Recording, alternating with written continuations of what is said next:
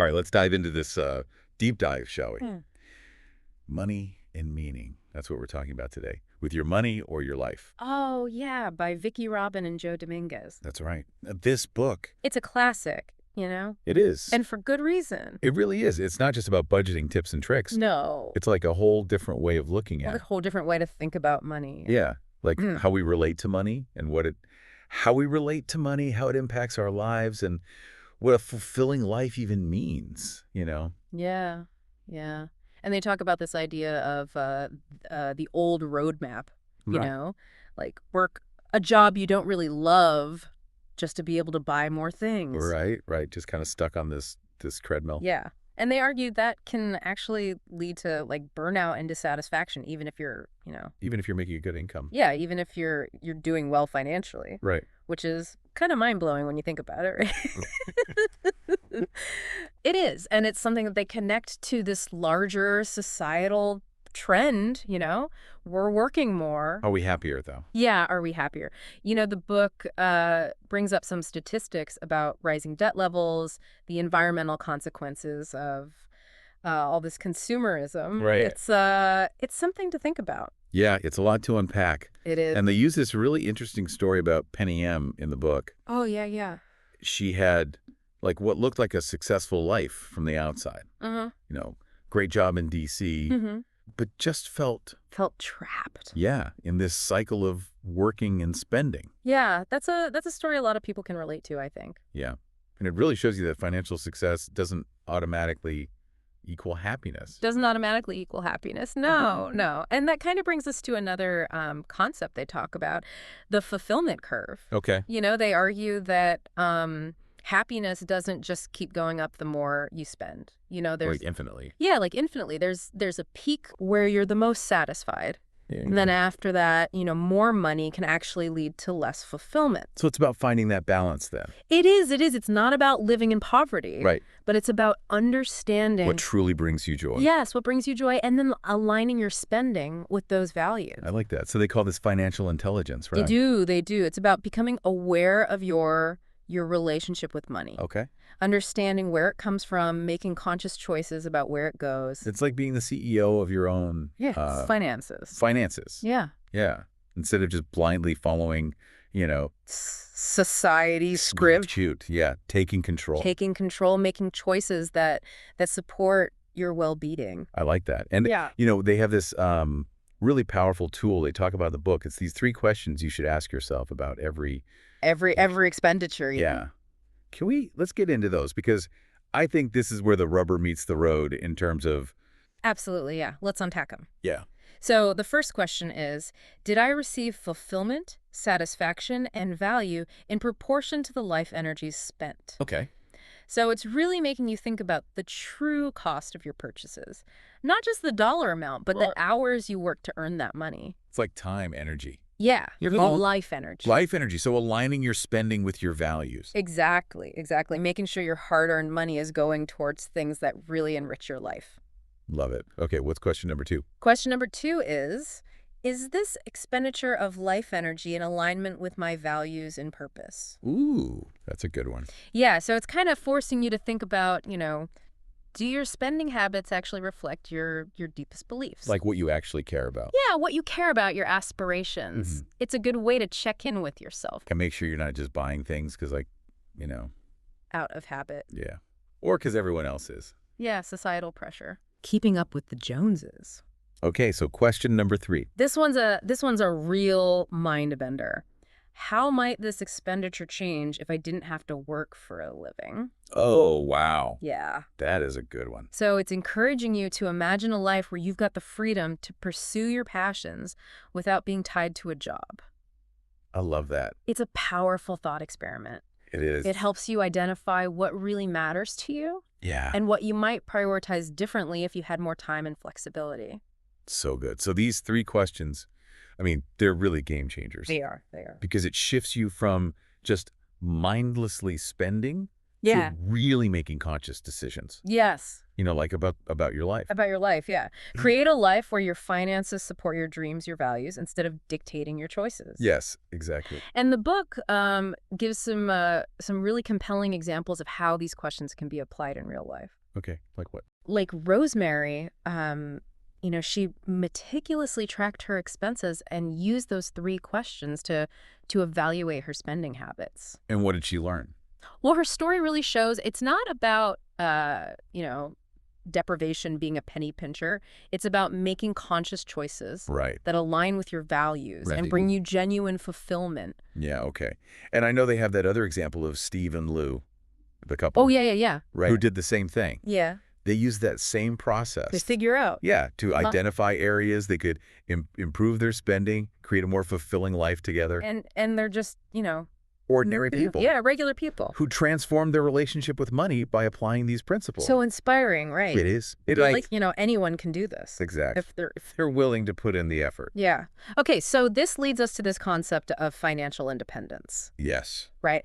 Now, when we talk about that, it's not just about, becoming a millionaire. No. Right? It's about achieving a level of financial security that allows you to live a life aligned with your passions, your purpose. So you have the freedom to choose Yeah. how you spend your time and energy. It's about having the freedom, yeah, rather than being beholden to a job that you might not love just to make ends meet. Right, right. Designing a life where your work is an expression of your values, Yeah. not just a means to an end. And speaking of aligning your life with your values, they talk about this concept of integrity and synergy, right? Oh, yeah, yeah. What's that all about? It's about bridging that gap between our values and our actions, Mm. When our internal beliefs and our outward behavior are in harmony, that's when we experience a deeper sense of purpose and fulfillment. So it's about walking the talk, It is. not just saying you value something, Right. but actually, Living in a way that reflects that value. yeah. Yeah, it's about creating a life where your words and your deeds are aligned. I like where your finances, your career, your relationships, they all support your deepest aspirations. So powerful. It is. It's amazing, Right. When we get that alignment, it can have this ripple effect. Makes sense, like when you feel good about your money and it's all... Yeah, like things are flowing, Yeah. Your finances are in sync with your values. You've got more mental and emotional space for other things. Right, right. And it brings us back to that question of How how much- much is enough? Yeah, big question. Big question. And they really encourage us to define that for ourselves, Yeah. It's not about hitting some Right. arbitrary number. Yeah. It's about figuring out what level of financial security allows you to live a life that feels rich and meaningful to you. Which is hard, right? Because we're constantly told we need more, bigger, better. You're right. You're right. It's tough. Yeah. It really is. And the book talks about how consumerism is just so ingrained in our culture. Oh, yeah. Like we're on autopilot. Toying things we don't need to impress people we don't even like, It's so true. and your money or your life is really about, it urges us to step off that treadmill Yeah. and reconnect with our core values. It's like we have to retrain our brains almost We do. to figure out what truly matters, What right? brings us joy? What kind of impact do we want to have on the world? Yeah, these are big questions. The big questions. But the book gives us a framework for exploring them. Right, right. One of the things I find so fascinating is how they connect our personal finances Yes. to the health of the planet. Yeah, yeah. They talk about how all this consumption, it's just depleting resources like crazy. At an unsustainable rate. Yeah. Yeah. It's so scary. It is a bit of a reality check, Yeah. but the message isn't about guilt or deprivation. Okay. It's about empowerment. I like that. Becoming more conscious consumers Mm-hmm. so we can make choices that are good for us, that align with our values, Yeah. and support a more sustainable future. It's like our spending can be a form of activism almost. You can be. We're voting with our dollars. You are. You're voting with your dollars for the kind of world you want to create. I love that. It's not just about buying less stuff, It's about finding fulfillment in experiences rather than material possessions. Right. Think about it. A trip with loved ones. Yeah. Those memories tend to bring more lasting joy Hey, more. than that, new gadget that's going to be obsolete in 6 months. Right. Right. And it reminds me of that story in the book about Amy and Jim, they downsized, moved to a farm to live a simpler life. Oh, yeah, yeah, yeah. That story is so inspiring It is. because it shows you it is possible Right. to break free from that old roadmap Yeah. and create a life that feels more aligned. Yeah. And they seemed happier. They did. Sure. Doing it. And remember Wes, his story is powerful too. Oh, yeah, Wes. He found so much fulfillment Yes. in his career focused on conservation. Showing that work can be an expression, it can be, What you care about. of what you care about, yeah. So that kind of leads us to this 9-step program they talk about in the book, right? It does, it does. The 9 steps to achieving financial independence. Now, I know the book goes into a lot of detail about each of them, It does. but can we give our listener like a quick overview? Absolutely, yeah. Okay, so. So step 1 is all about tracking your life energy. All right. Understanding how much you've actually earned in your lifetime. Okay. It's about developing awareness of where your money comes from and where it goes. Where it's going, yeah. Sets the stage for the rest of the program. Okay. Step 2, Okay. valuing your life energy. Calculating your real hourly wage. This one can be It eye-opening. really makes you think about The trade-offs. Yeah. The trade-offs we make every day. Exchanging our time and energy for money. Yeah. Is it really worth it? Is it? Yeah. And then step 3 is where things get really interesting. Creating a monthly spending plan that reflects your values. Oh. This is not just about budgeting. It's about aligning your spending with what truly matters to you. I like that.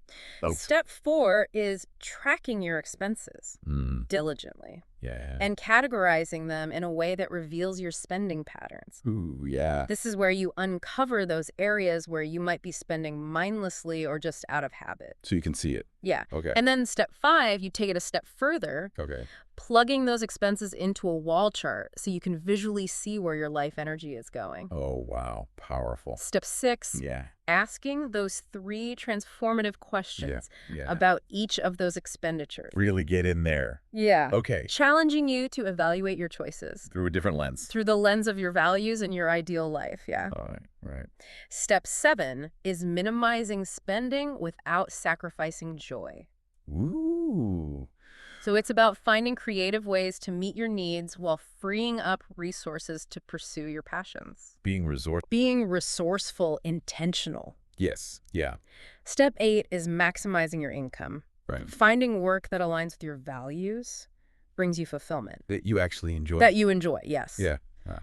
And finally, step 9, investing your savings wisely.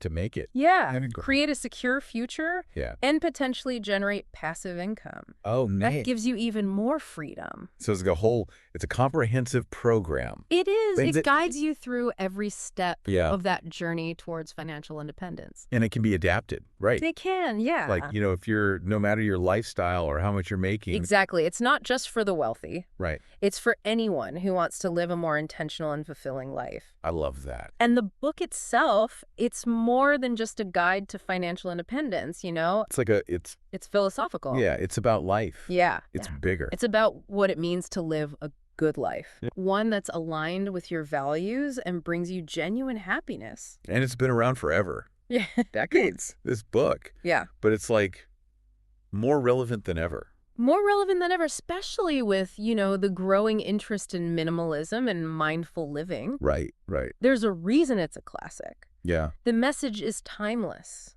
Mhm. Taking control of your life, aligning your actions with your values, finding fulfillment beyond material possessions. And the impact goes beyond, just you It does, right. talk about the Bigger picture, the environmental consequences of our consumerist habits. Yeah. Yeah, and they make us think about Yeah, like our role in the system, how Yeah. our choices as consumers can either perpetuate the problem or contribute to a more sustainable future. so powerful. It is. It's like, our personal finances, they're Connected connected to the planet. to the health of the planet. Yeah. Yeah, and by making these conscious choices, we can have a ripple effect Mm. that extends far beyond ourselves. It's pretty amazing, you Yeah. know? It is. Yeah. To think about and to think this whole movement was sparked by the author's own experiences. Oh, yeah. Tell me about that. So Vicki Robin, the co-author, she came to this work from a pretty unconventional path.